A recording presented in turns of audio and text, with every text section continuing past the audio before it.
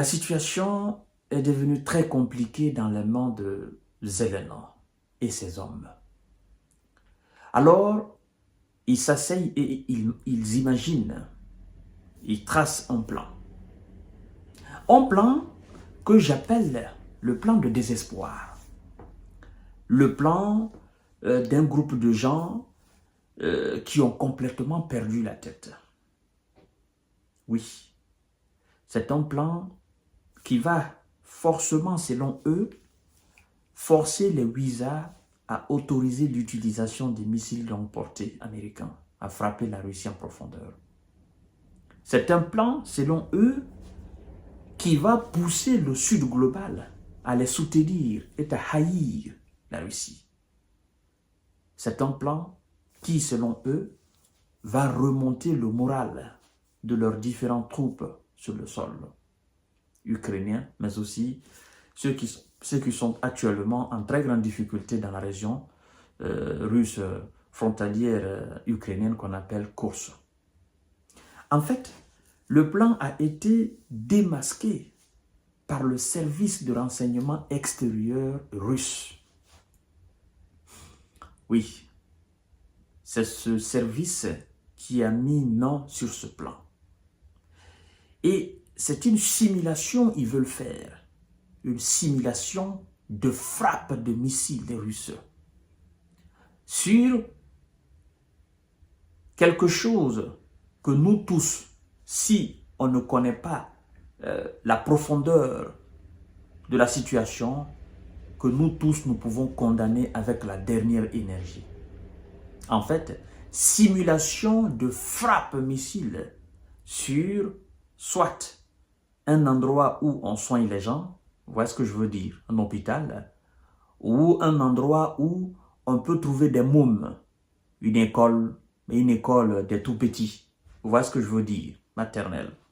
Vous voyez, on fait attention à l'utilisation d'un certain terme pour ne pas effectivement avoir des problèmes au niveau de notre chaîne YouTube. Vous voyez, donc, en simulant des frappes sur ces cibles vraiment fragiles, sur ces sites que un homme normal ne peut pas oser faire, M. Zelensky pense qu'il peut avoir le monde entier à ses côtés. Et ainsi, forcer les États-Unis à monter l'escalade avec la Russie. Ça a été révélé par le service de renseignement extérieur russe. Kiev voudrait simuler une attaque de missiles russes contre l'une de ses institutions pour mômes. Enfants, je veux dire. Il s'agirait d'un hôpital ou d'une école maternelle, a rapporté le service russe de renseignement extérieur. Les dirigeants ukrainiens espèrent ainsi atteindre plusieurs objectifs selon l'instance, selon le service de renseignement extérieur russe. Premièrement, les objectifs qu'ils veulent atteindre avec cette simulation, premièrement, remonter le moral des forces armées de M. Zelensky. Deuxièmement, la levée définitive et totale des restrictions sur l'utilisation de missiles en profondeur en Russie. Vous comprenez? Troisièmement, attirer le soutien des pays du Sud global. Parce que vous savez quand même, des opérations militaires sur ces infrastructures pareilles, ça attire forcément l'attention de tous les parents, de tout être humain rempli d'émotions, rempli de sentiments, rempli d'humanité. Vous comprenez? Des frappes sur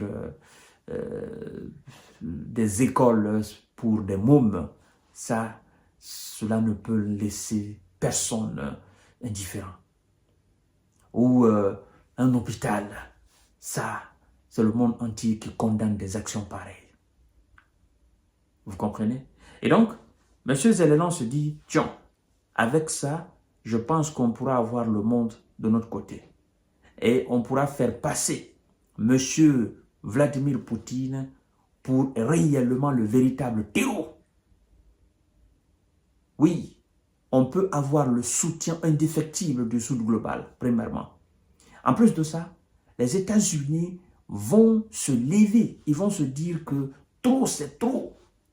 Nous allons maintenant au charbon, quitte même à déclarer la guerre avec la Russie. Mais ça, c'est inacceptable.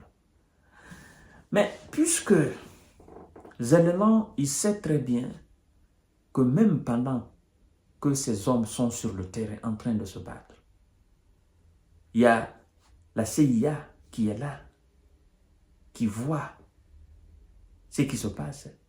Et lui-même, il ne faut pas qu'il ignore toutes ces actions, toutes ces conversations avec les autres chefs, avec même ces simples militaires, tout est écouté par les Américains. Tous les faits et gestes de M. Zelensky sont écoutés par les Américains. Donc, il doit savoir que ce que le service de renseignement extérieur russe vient de découvrir là, en fait, la CIA sait déjà. Et donc, les Ouïzas ne vont pas se laisser trimballer dans une situation montée de toutes pièces par M. Zelensky et ses copains pour attirer la compassion. Donc, moi, j'appelle cela un projet de désespoir. C'est une manière pour eux de forcer forcément la main des États-Unis. Il faut que vous leviez la restriction sur les armes. Il faut que vous nous permettiez effectivement de frapper la Russie en profondeur. Il faut que vous fassiez cela. Parce que sans ça, nous n'allons pas gagner. Mais les Américains vous disent, vous avez parlé des chars. On a envoyé des chars. Vous avez parlé des avions. Vous avez tellement pressé pour les avions, par fini, on a envoyé les avions. Ces avions sont cloués au sol, ne peuvent pas monter. Vous avez parlé de munitions, de l'uranium appauvri, des obus avec de l'uranium appauvri. On les a envoyés. On a envoyé tout ce que vous avez demandé jusqu'à présent. Donc, pensez-vous que, spécifiquement, ces missiles à longue portée peuvent changer quelque chose? Mais non. Vous allez tirer 2, 3, 4, 5, 6, 7 jusqu'à 100. Vous allez certainement atteindre un certain nombre de sites stratégiques russes. Mais vous n'êtes pas sans savoir que la Russie, elle est grande. Vous ne pouvez pas atteindre tous les sites hautement stratégiques de la Russie. Et pendant qu'on y est même, vous devez savoir qu'à partir même de la mer Noire, à partir des navires de guerre russes, on peut lancer des missiles. À partir du nord extrême de la Russie, on peut lancer des missiles pour vous toucher dans votre pays. Et nous, les missiles que nous avons, c'est des missiles qui peuvent aller juste à 925 km. Ça ne dépasse pas cela. Or, la Russie a des missiles qui peuvent aller à 5000, à 6000, à 3000, à 4000, à 8000 km. Donc, vous autorisez à frapper la Russie en profondeur, ben, ça ne va absolument rien changer. Ça ne fera qu'envenimer la situation. Et donc, voilà, il faut la paix. Il faut la paix. Parce que, en fait, les gens ne comprennent pas.